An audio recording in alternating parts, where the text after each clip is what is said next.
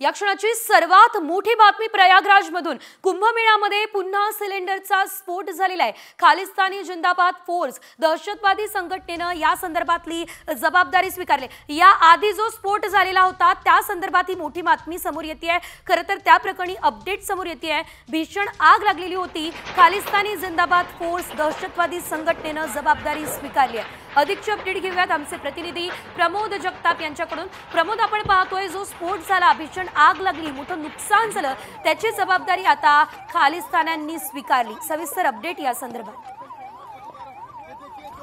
बघायला गेलं तर प्रयागराज मधील जो गीता प्रेस गोरखपूरचा तंबू होता त्या तंबूच्या ठिकाणी सिलेंडरचा स्फोट झालेला होता।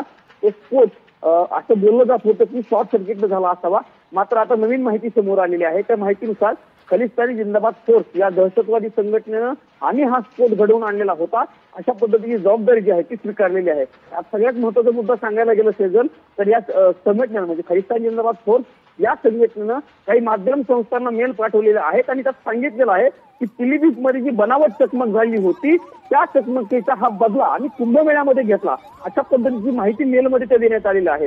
हा स्फोट म्हणजे मुख्यमंत्री योगी आदित्यनाथ यांना इशारा आहे अशा पद्धतीची सुरुवात त्या मेलमधनं करण्यात आलेली आहे। बोललं जात होतं की तो स्फोट जो आहे तो शॉर्ट सर्किटनं झालेला असावा, मात्र आता यामध्ये दहशतवादी संघटनेची एंट्री झालेली आहे। त्या संघटनेने आता या सगळ्याची जबाबदारी स्वीकारण्यामुळे आगामी काळामध्ये महाकुंभमध्ये कशा पद्धतीनं अलर्ट जो आहे तो प्रशासनाकडनं राखला जातो, कशा पद्धतीनं सगळी सिक्युरिटी आहे ती तैनात केली जाते बघणं महत्त्वाचं आहे। प्रमोद, खरं तर हा योगी आदित्यनाथ यांना अतिशय मोठा धक्का निश्चितच असणार आहे। धन्यवाद तुम्ही दिलेल्या या सर्व सविस्तर अपडेटसाठी।